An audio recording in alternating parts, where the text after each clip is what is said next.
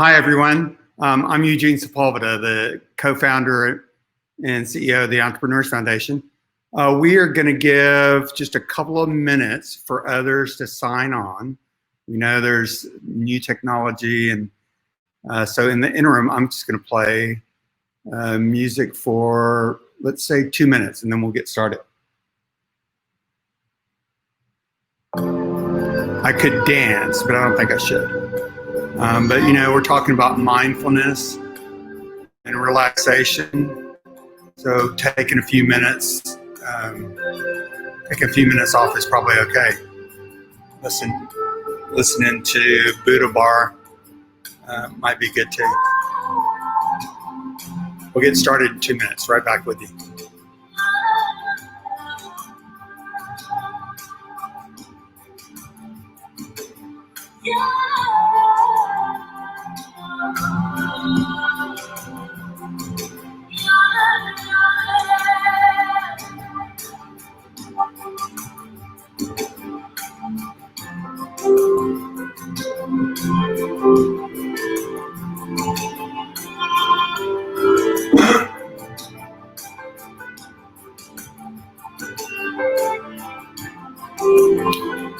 One more minute and we'll get going.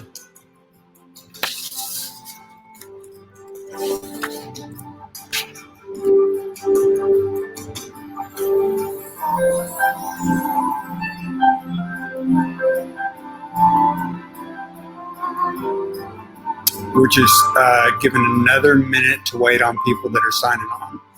Looks like we've got about halfway there, so there's still a lot of folks that will be joining us. We'll get started in just a minute.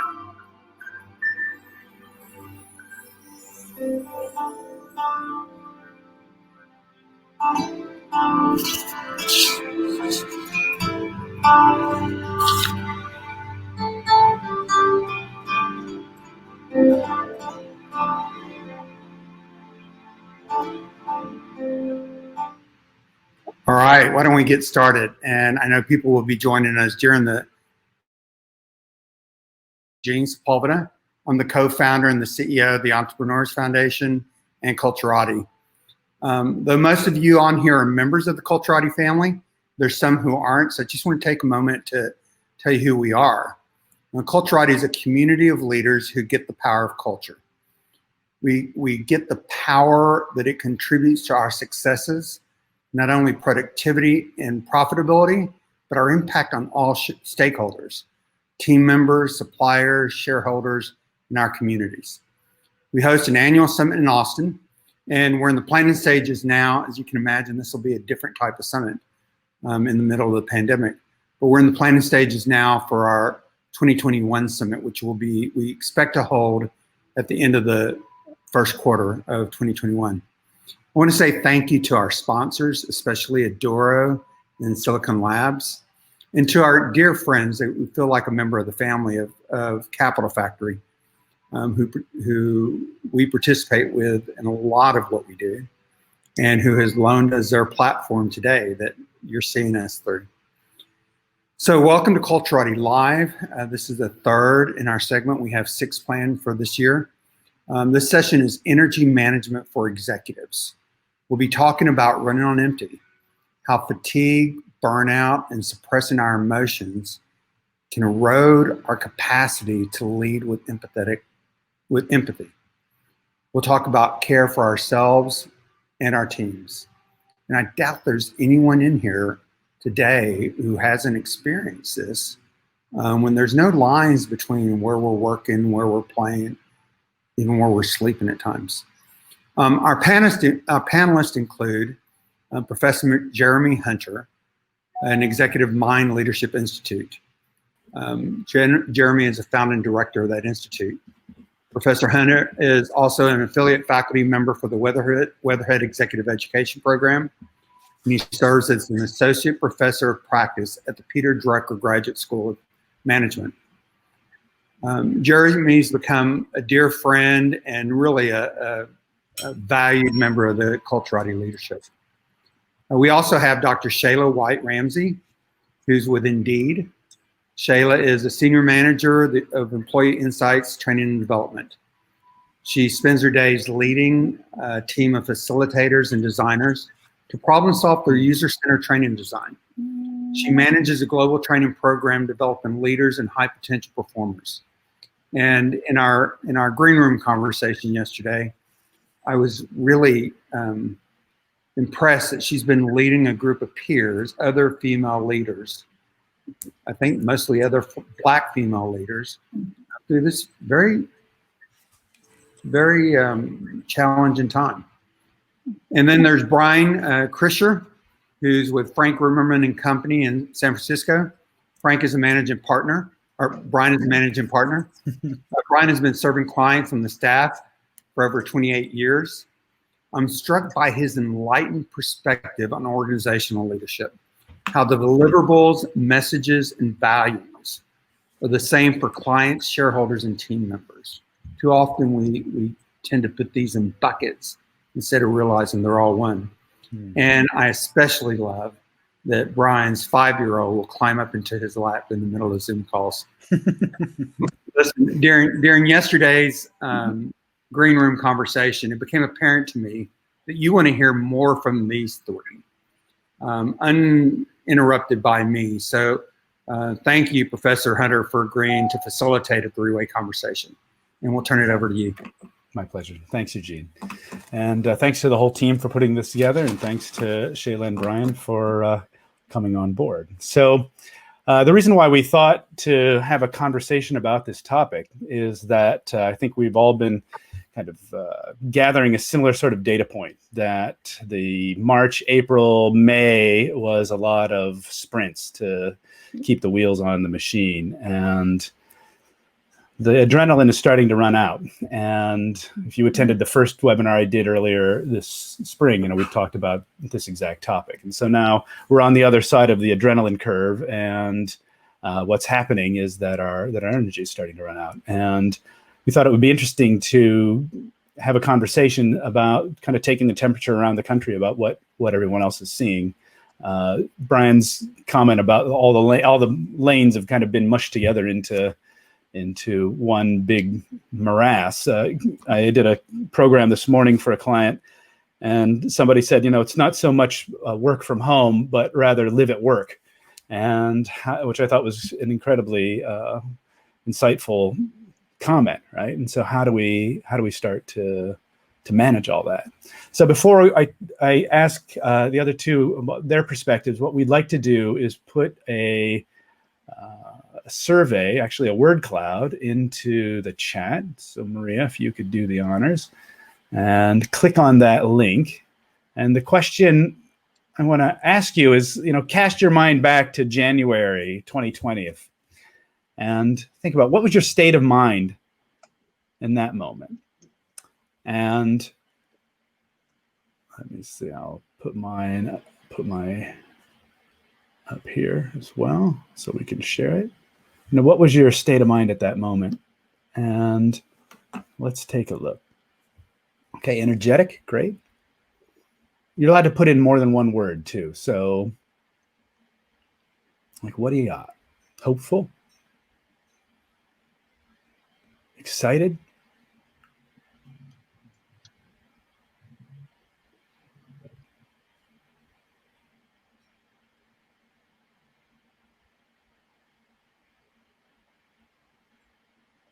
Yeah, eager.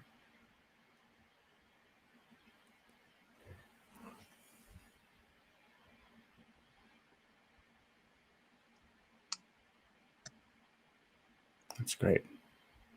Motivated. Yeah, new decade.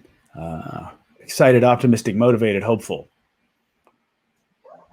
All right, I'll wait 5 more seconds, see if someone else puts something in there. 20, yeah, okay. Beautiful. Travel, right? Oh, there's a couple more. All right, now, different question. How do you describe your state of mind now?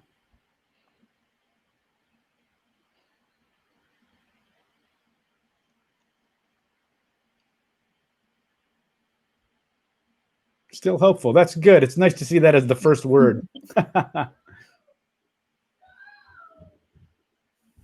Fatigued. Tired, frantic, drained, cloudy, drained. Drained gets bigger. Tired and drained are drained and tired and neck. Empowered, great. Running on fumes.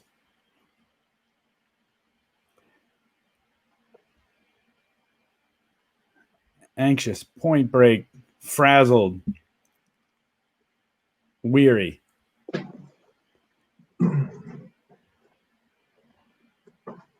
It's interesting how quickly those words came up compared to the others. So we're tired, right? So as we're looking at this, Chela, how does this resonate with what you've been seeing?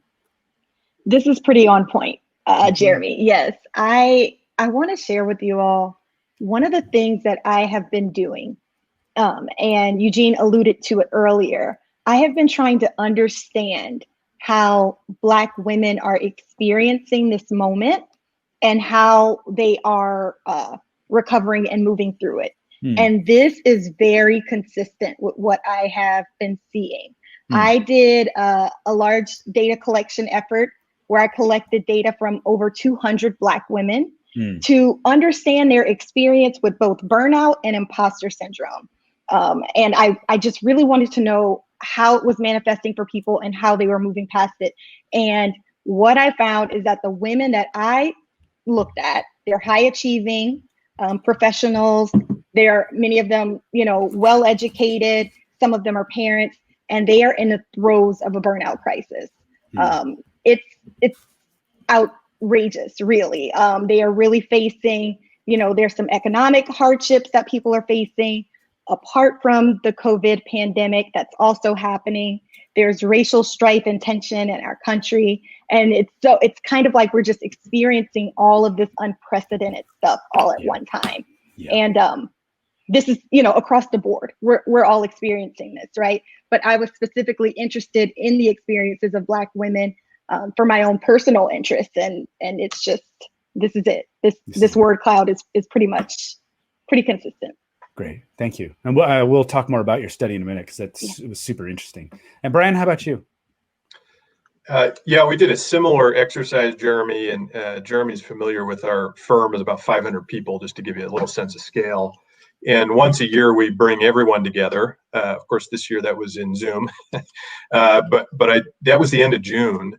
And what's interesting is first I did a similar exercise where I asked them how did they feel about the organization, the future of the organization, and that was very optimistic and hopeful. And we're fortunate that we have, our clients are doing well, we're doing well, so the economic impact does not hit us that way.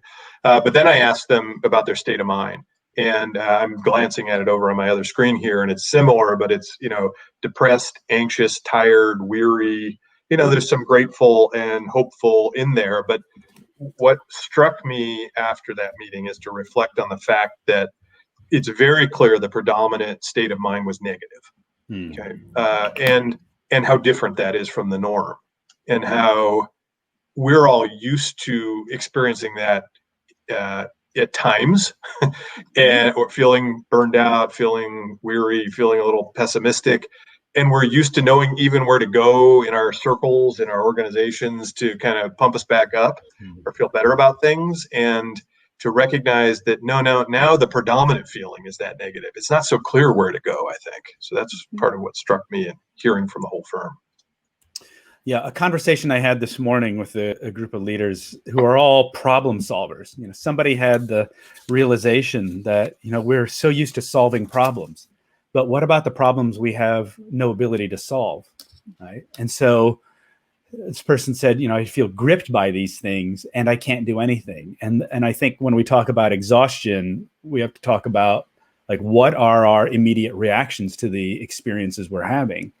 And one of the things we'll talk about in a minute is like, what are your own relationship to your own emotions, right? Mm-hmm. And so one of my axioms is that, emotions are not problems to be solved. right? That feelings are there to be felt, right? Emotions are information, and they're telling you about how you feel about something. And so when we're a bunch of doers, we're trying to make the emotion go away through thinking about it. And of course it doesn't work. And so I'm curious to know like what you're seeing in your communities about how people are reacting to it, and what are some ways, let's steer around eventually to what are some ways that people can do something differently and more helpful. Yeah. One of the things that Brian just said, and I'm probably mixing it up, but this idea of not really knowing where to turn or where to go in the middle of something like this. And I thought it was interesting because I recently met, I told you all that I'm doing this group coaching session with women, Black women, who are experiencing burnout, who are experiencing some of these things, perfectionism, moving through that. And we had a session yesterday. And one of the participants, I'm sure she wouldn't mind me sharing, she mentioned that, sometimes it's really hard because she feels like everybody is going through all of this. And so she feels almost bad or guilty for reaching out to anybody to share, how she's feeling or what she's going through, because she feels like we're all experiencing it. We're all in the same boat, so to speak.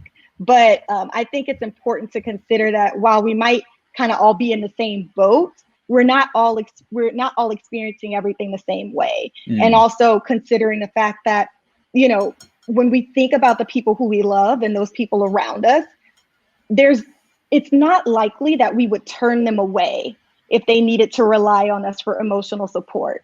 So considering that, considering the fact that people aren't going to turn you away, the people who love you, the people who are there for you, feel safer to reach out to them, because just like you wouldn't turn them away, it's not likely that they would do the same to you. A conversation I had yesterday morning with somebody who is kind of the pillar of her family, right? And is the one who's the primary caretaker for, this extended clan. And she said, I just can't, I've never asked anybody for help.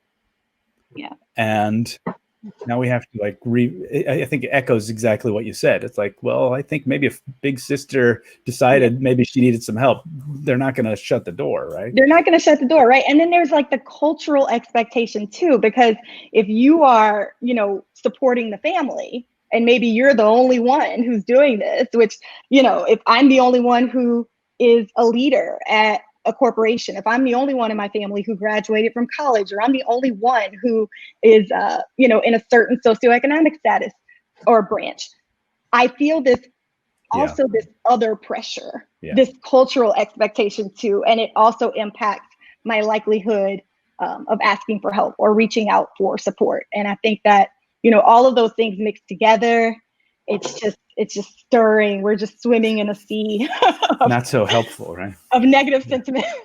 Yeah. Brian, how about you? Yeah, I guess I had a couple of reflections on that. I've noticed, I guess one of the silver linings to come out of this is that there are more people reaching out and connecting in different ways out of some recognition of that need. One, I'll say at a leadership position, I'm sure everyone's experienced the fact that you are expected, and we maybe put that expectations on ourselves, but we think we're expected to be the steady hand at the tiller and be unflappable, not show a lot of stress. And I'll say at a personal level, there are days where you work hard to exemplify that, and then come home and think, man, I want to, I need to let a little of this out, and find out, no, actually, my kids and my wife had a really stressful, miserable day, and they can't wait to talk about how stressful their day was. And I think, okay, I guess I'll keep doing that. I'm here for you. I'm fine. Don't worry about me. At a practical level, I'll say there's a group of folks in the same position I am, managing partner CEOs of similar firms around the country. And we know each other for years. We see each other a couple times a year at conferences. And we started meeting weekly. And it's really great, because what's evolved, we started because we thought, well, we're all dealing with this pandemic. We're all dealing with racial equity conversations in our organizations. But it's become a safe place for leaders and to come and occasionally to get vulnerable in a way we never did. Even when we saw each other at a board meeting or in a conference, we still didn't open up in the same way. That's actually quite hopeful and inspiring to me to realize all these folks who I've always respected professionally. I see a personal side, and I see their caring and asking the same questions about how to support their people. And one, I thought we were a little more special than we are, but that's the good news. There's a lot of great organizations who are wrestling with a new priority in some ways. Yeah, yeah. Now I have several different questions, but one, even before all this, one thing I've observed over the course of my career is that every sustainably successful executive I know, meaning they have a life that you would want, right? Not just a bank account you want or a car you'd want, but the whole of their life is something that's admirable. That every one of those people had created intentionally some kind of support structure for themselves that was outside the family for the very reasons you talked about. And that's under normal times, right? And so when the doo-doo hits the fan, that kind of support structure becomes even more important, right? The other thing is, I'm kind of curious to know, like, what do you see, both of you, what do you see as the commonalities between organizations that have done this well? I'm going to start with a couple things come to mind. One is, in times of crisis, I think an organization, it needs to have a well of trust. And I always talk about a well of trust because in my mind, that's a visualization that helps. The reason it helps me is because I think it's something that you can't just deplete forever. You have to make sure you're replenishing it at times. And so if you don't have that and you get to a crisis, I don't know what that looks like, to be honest. I've been fortunate not to live through that organizationally. But that's, there's so much fear, and these uncertainties stoke those fears. And when fear is running rampant in the organization and there's not trust, I think it wreaks havoc. And so to amp that up, as a practical matter, like, we have to over communicate. I've told a lot of people, I feel like my job has actually changed from CEO to chief communications officer. And so much more of my time is on communicating broadly around the whole firm. And I worry, I think we're doing great at it. And I worry, are we replenishing that trust? I think we are doing some things that are doing it, but that's my worry, is if we can't just keep drawing on it. And when you communicate, what are the, like, in a real detailed way, what are the things you're communicating? Well, the most effective thing we're doing, and I realize this is no secret sauce, lots of organizations do this, but we've changed the pacing. I used to do town hall type meetings once a month, and now I do it every Friday afternoon. We kind of end the week with that. And I take all questions. So that pace has allowed me, there's a whole bunch of questions about how's the firm doing? What are the economics? What should I expect about, are there going to be layoffs? Are there going to be any raises this year? Are we doing promotions? And I get all kinds of crazy questions in those, and works for me to get them a day ahead so I can not roll my eyes at some of them when I read them off for the first time. But I think doing that week by week, and the practice that I've never not taken a question. Like, I'm going to address that question, and I'm going to try to understand the question under the question, actually has built up a lot of trust, because sometimes it means telling them what they don't want to hear, actually. And then I get the question again, wait, you said last week, are you sure? I'm sorry, but yeah, that's where it's headed. And I do think that builds trust. Yeah. Even if the news is difficult. Yeah. Yeah. Chela, thank you. Yes. Yeah, I want to be clear in this first disclaimer, which is that I'm not here as a representative of Indeed. I work there, but I want to make that line kind of clear, because I don't want to get into any PR trouble. That being said, I'm sure that the leaders at my company would agree with Brian's sentiment about this idea of a well of trust, and that having been established prior to all of everything that's happening in the world. That trust that we have in our leaders, it started well before. I mean, from the moment I joined the organization, I could sit down and have a conversation with my CEO. I've had lunch with him. I've had conversations with him, and feel safe to share lots of things and not feel threatened and have a psychological safety that's there. And I just think that that's so important, is creating that safety and reinforcing that. And so for that to trickle down, that means that managers, individual contributors need to also create psychological safety and practice empathy with one another. And all that does is foster or really strengthen Brian's vivid example of the well of trust, contributing to that. So, so I think that that's so important. I'm sorry, I was distracted for 1 second, but I do think that that's really important. That's great. We can send some 4-year-olds over if you want to. Well, I regret mine won't show up today, but I have my dog. She's here, and so every now and then she lets out like a squeal or a yelp. So I'm glad you guys haven't heard. Hey, Jeremy, can I add on to your question? You say what things maybe help an organization weather it better than another. Yeah.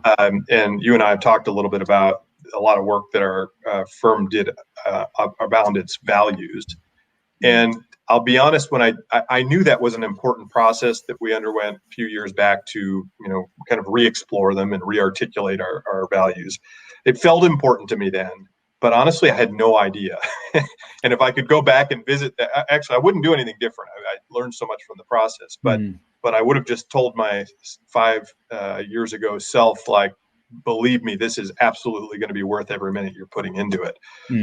Because in those, it's where you see it in action. And to actually have leaders in the organization sort of pull that up and say, you know what, these are some tough decisions we have to make, and actually turn to the document that is our core values and read it again and say, man, remember what we said here. This is exactly the moment we said it for. Like, it resonates so perfectly. And there are things in there that I was shocked at how they really sound like we wrote them for today. And so anyway, that practice, and I realize we don't have time to talk about all that. Core values can be a really shallow thing, but I think the process of examining the values and looking at them in practice set us up well. Yeah, and a framework for thinking through a lot of complex stuff.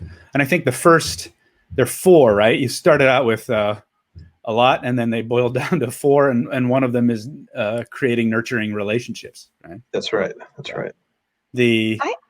Please. Sorry. Yeah. I was going to ask a question to Brian. Curious about values. Actually, I have 2 questions, but my first is around getting buy-in and ensuring that people are on board and actually practicing those values. I'd be curious to understand, what was that process like at your company? I'll try to give you the thumbnail. I will tell you that who I decided as I looked around at a lot of values, 2 things I'd say. There's a great article by Patrick Lencioni that was very instructive to me about core values. Helped me understand what things really are core values and which are not, but are often mistaken for them. Just go look it up. And then Zappos was the best example I found of core values. And what I loved about it, it wasn't 4 words. It was a document about how you live it. It was kind of like an instruction manual for employees. So I really modeled after that. And we particularly, like our core values are posed as verbs. They're actions. They're not static states of being. And so the document a lot went into, describing it more than just putting a word up there. And we include questions to ask. It says, to test yourself. Am I living this value? Here are some things. Do you make yourself vulnerable in front of your team? Do you ask questions because you really are curious about their answer, or because you want to lead them to your answer? Those types of things. But even that's barely the start. Then you have to think about how do we, everybody who comes into the firm goes through an orientation process where I talk to them about our core values and how we arrived at them. We bake them into our recruiting stuff, and I talk about them every chance I get, essentially. Yeah. Thank you. Did you say you had 2 questions, or did you ask? Well, I had a second one, which is completely unrelated to values, more related to exhaustion and energy management, and it has to do with expectations. As a leader at a company, and this is for all of us, there are people who, or all of us really. Is there space to manage our expectations so that we are giving people space to do less. I mean, I don't even know how else to say it, but like in terms of productivity, you know, has that expectation changed, or do we still expect people to be working at 110%, or, you know, what does that look like from the leadership perspective? Because I know how it looks from my perspective, and that is that I'm giving people grace. But I'm curious about, you know, senior leader. Well, I think it's a really good question because it's a really hard question.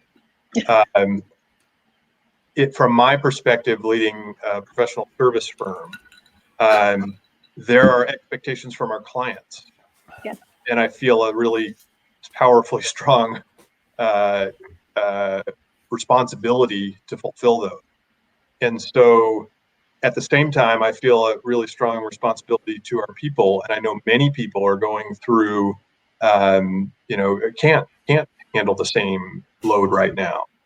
But at a macro level, the organization kind of either has to say, we're going to let clients down or cull clients, or we have to find a way to do it. Now, at a very practical level, I think the saving grace is that everybody just picked up 2 hours a day of commute time. And honestly, I think that's what made it work. So there are a lot of people who actually have been able to take on, even if it's another hour a day, they net feel, you know, that it's not eating into things. And the watchword is flexibility, to try to keep messaging that we're going to be flexible. We're going to support each other. We're going to have each other's backs. And there are going to be some team members who can't do the same things, certainly can't do them in the same time frame. And you got to communicate around it. But that's tricky, I'll be honest, because underneath it, you're really saying, hey, I'm going to need some of you to pick up more slack because some of us can't. And if you don't have a good culture around teamwork, I suspect that's up. And it may wear out its welcome after a while. You know, a lot of people probably say, absolutely, right there with you, Brian. But now we're 18 months into it. Really? Right. Yeah, for now, balancing act for sure. Yeah, interesting. Well, a couple things. One, you know, we haven't really talked about what happens when your organization isn't going smoothly, right? And people have had to lay folks off. Maybe their businesses are closing, and how do you manage that? And Chela, we talked a little bit about this yesterday. I thought it might be interesting for you to weigh in, and then I'll talk about that from an internal point of view. So when we talked about it yesterday, one of the things I said was, I don't know, but I do know about the importance of humanity and being a human and recognizing that the people who are affected are also humans. And I think that needs to transpire across the board. Often as a leader, leaders often get dehumanized in a way. They stop being a person, and it starts to be, oh yeah, Brian, he's, you know, almost like a robot, even though people know that you're a person. And so I think that there's something to be said for exercising humanity and being vulnerable and transparent when making those tough decisions, or at least when communicating them out, because that seems to be where people kind of miss the boat. Like, you have to make tough choices, but I think it's the way that you communicate it out and the environment that you set up. That's what's most important. And if you've done that work on the back end where you've built that well of trust, then your people are it's still going to be horrible, right? Losing your job, having to let people go, it's still bad. But at the same time, if you practice some humanity, it doesn't have to be ugly. And I think that's what's most important.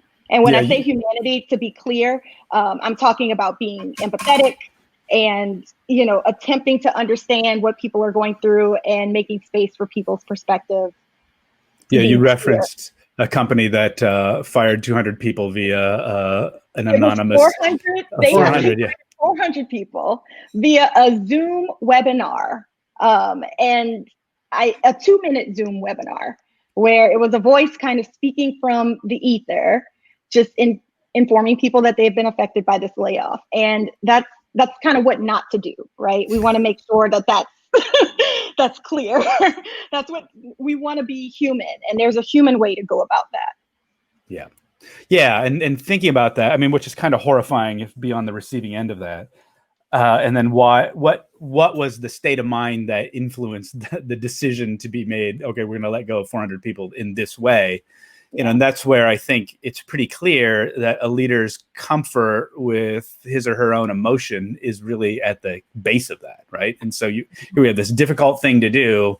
What it seems like they set it up in the most painless way for the leader, but the most painful way on everybody else's side. And that goes to, what I think of my work as all the skills no one ever taught you in school that are essential for having an impactful life. And one of them is like, how do you manage all the stuff that goes on inside? And if your default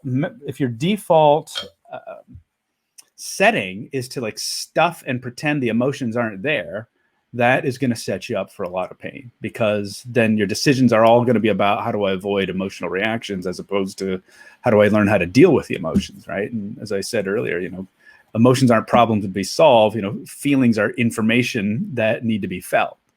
And the emotional skill with which we bring to these decisions really influences, the quality of compassion and care that can be displayed. And so yesterday I was working with somebody who's just, her whole way of operating in the world was to stuff her emotions, and it didn't serve her well. It didn't serve her physically. It didn't serve her well emotionally. And we just walked through some exercises. And at the end of those exercises, she looked 30 years younger. It was astonishing. And she realized, I didn't have to do it this way. And it's a lot easier if I don't do it this way. The other thing I think is, and I'd love for you to also weigh on this, one of my axioms is that attention needs somewhere good to go. And that, human beings will default to what's wrong, what's broken, what's scary, what's threatening automatically. And that we need to train ourselves really to look at, okay, what can we do? What is possible? What is good going on here? I have to say, as a family, this is kind of our basic MO. And I'm really proud of my family, actually. They've just been spectacular in dealing with all this. But especially as a leader, the capacity to be able to do that, like look at what's going well and what feeds you and what nourishes you, because there's plenty that's going to take energy away from you. Yeah. And I'd be curious to know, what each of you do in that circumstance, or how that expresses itself in your teams and maybe even at home. Like what does that look like? I have some thoughts around that, Jeremy. I think about, I had a friend, and she's a therapist, but she's also a friend. And she used to talk to me about understanding energy drainers and energy gainers and what those are for you. And I know it sounds, a little bit like cheesy, but I think about it all the time, because when I think about how I can restore myself at the end of the day, I kind of have in my mind, what are those energy gainers? And that doesn't necessarily mean energy like running a marathon energy. It means, what kind of energy do I want to cultivate right now? Do I want it to be restful energy? Do I want it to be metabolic energy where I am running and jumping? Is it loving energy? And if that's the case, if that's how I want to feel each day, what's one thing that I can do to cultivate that energy? Maybe it is restful energy, and my one thing is to take a nap. Maybe I don't have time for a nap, so my one thing is to do a breathing exercise.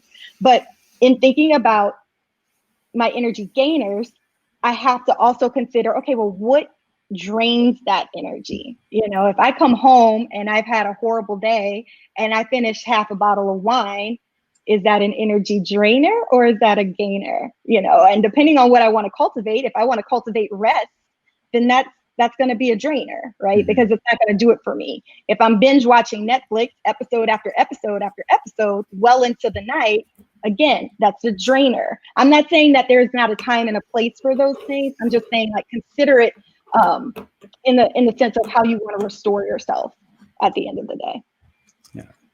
Yeah, at a real practical, personal level, I have to say, when the pandemic started, I just suddenly felt like man, this is going to require some more energy, and this is going to be require more focus and time.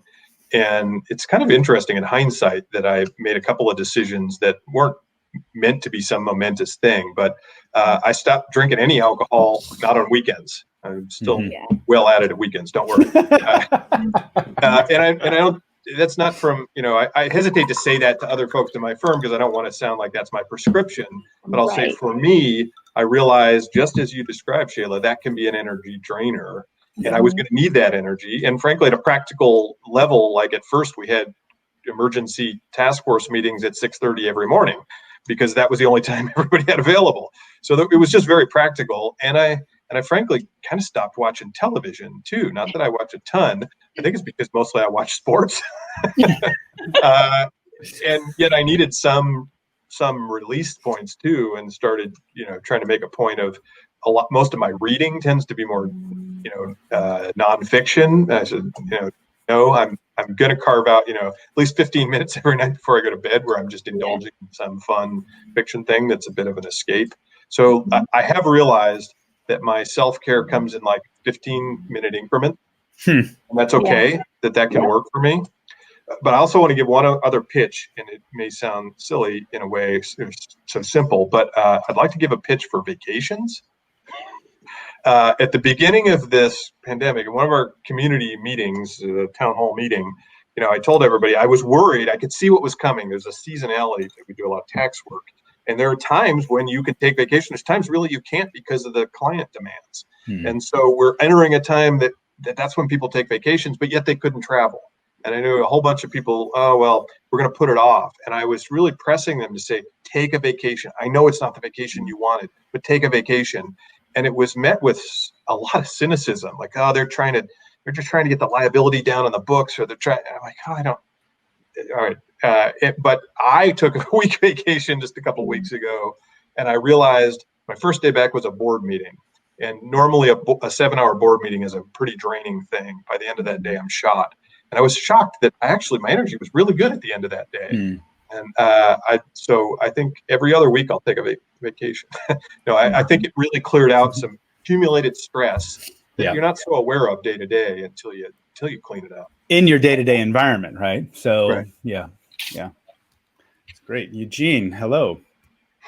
Jeremy, Chela, Brian, thank you guys. Hey, I want to, I'm going to take owner's prerogative and ask the first couple questions. Jeremy, you talked about support structures that you've seen CEOs set up for themselves outside of their friends and family and employees. Give me some examples of those, would you? Sure. Somebody I know has a group of his buddies get together every Sunday night, and 5 guys, and nothing is off the table. That they have cultivated such a high quality relationship, a high trusting relationship. They can talk about anything, and they hold each other accountable. They give each other support. That's one thing. Coach, masseuse, masseur, whatever. Off limits these days, Jeremy. Yeah, it's true. What else? Trainer, that can take multiple forms. Therapist, I think that those things shouldn't be considered extra. I think they should be considered like de facto. This is part of how we get it done. I will share on my own, which is my husband and I are, by ourselves, and we don't have children, and we have pretty quiet spaces, and so we've always been each other's confidant and coach. But just before the pandemic started, I brought in an executive coach, and that has been spectacular. Can't give high enough marks for that. Brian, you talk a lot about your increased role as the chief communications officer. Tell us what are the most important things that you're communicating today that didn't take deliberate effort yesterday? Well, mostly what's interesting is it's actually not been communication driven by my agenda. It's finding out what questions are on people's minds. Right. And trying to actually then is the start. Then you have to figure out what's the real question behind that superficial question they asked. Mhm. And that's what's interesting of this weekly cadence is now I kind of start to get some follow-up, or I can say something and they can respond to that. I think thematically, though, I think about that as an opportunity to kind of chase out fear, because those questions are around uncertainties and fears. And I don't know, I don't know how to articulate this. I'm not going to write a book about it one day, I don't think. I have it in me, but I have this notion that if you could essentially, it's not remove fear, because fear is there, it's how you respond, but there's something about fear in an organization has this pervasive negative effect, and reorienting, I guess, to your point, Jeremy, what do you have, what's the positive to focus on? Because the focus goes to the fear, and if you can alleviate that, has huge organizational impact, I think. Well, and you talked about in the green room, you talked about how you have an individual who would spend all day long traveling between personnel, and who not only could pick up messages, but disseminate messages. And we don't have that today.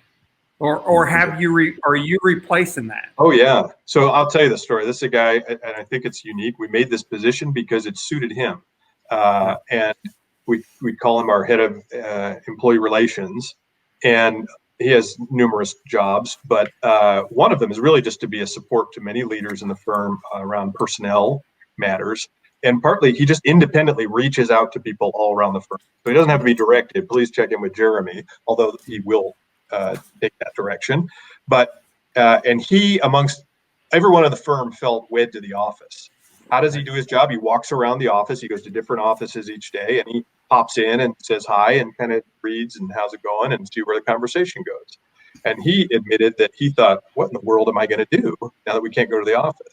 And in the beginning of this pandemic, he was calling 30 people a day in the firm just to check in. Just that was his cadence around the office. And so he replicated it remotely, and he was shocked at how easy that was to do, actually. And I'm so delighted we have somebody who can do that, because the rest of us don't have time to make 30 phone calls a day.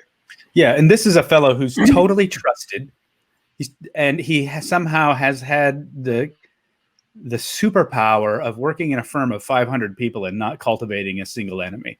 He's totally trusted. He's totally beloved. He's admired and respected by everybody. He's a really unique human being, and I think a huge strategic asset for the firm, because you can pick up data points of what's going on in the field a lot quicker, right? When that's somebody's job, and I think that's something that a really healthy culture allows to have happen.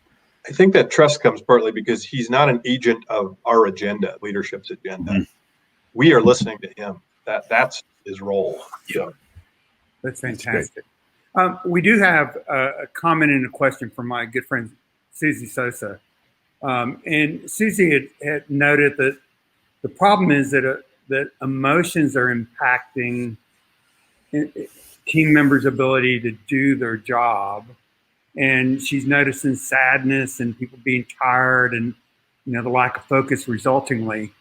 And she is, this is me plugging in, just knowing Susie, the overachiever that she is, she's trying to solve everybody's problems. And she's not able to solve these emotional problems for people. Jeremy, what are we supposed to do? We see this going on with our team members. And as CEOs of organizations, what's our responsibility? What's realistic our capacity? Well, it's what we've done. I mean, to talk about some of the work I've done for Brian's firms, like we've done ongoing development work so that people have the skill to know what to do with it. And, obviously the team's emotions aren't one person's responsibility. Our emotions are our own responsibilities. But what the leader could do is create the atmosphere where these skills are learnable. And, I think about them even before this, that these are kind of licensed to do business in the 21st century. And now we know why, right? So, as I said, there's skills we don't learn in business school, and yet they affect everything we do. So from our last talk, I think there were 4 points you made. Understand, like understand where you're putting your attention, right? Okay. And then understand how you're relating to emotion, right? So the two basic ways people relate to emotion is either to stuff them and suppress them or spill them out into the environment. And neither of which are particularly helpful. The skill we work to cultivate is like learning how to allow and accept it. Right now, here's what I'm experiencing. Right. And we know there's a dozen different studies that show when you have that relationship to your emotion, right, the emotion comes up and then it goes away, and that you have greater clarity, you have greater flexibility. It's just as important to know how to do that as it is to read a balance sheet or a cash flow statement. Thank you. And then the third one, is to direct attention to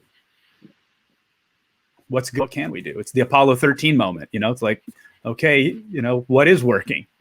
What is working in this blown up spacecraft? And then that gives you the solid ground to walk on. Chela, as the brown queer man in the room, usually, I know that sometimes it gets exhausting being, the black woman in the room, but I do think our, black and brown brothers and sisters have a special exhaustion right now, and that is trying to explain for lots of people. And I know a lot of my friends that are just saying, I'm not explaining to you anymore. I'm gonna beg for your generosity to share that perspective here now, so that people understand why sometimes we're discontinuing. Sure. It looks like you went off screen there, but I'm going to go ahead. He was abducted. I'm back. It's a power issue. Okay. It's interesting because I recently had this conversation with my husband about no longer talking to people about race. And so I do appreciate that you mentioned the graciousness that it takes. And I think it's because more often than not, my belief is that lots of people do understand what's going on, or at least they can try to empathize and put themselves in the shoes of maybe a brown person or a brown queer man or a black woman.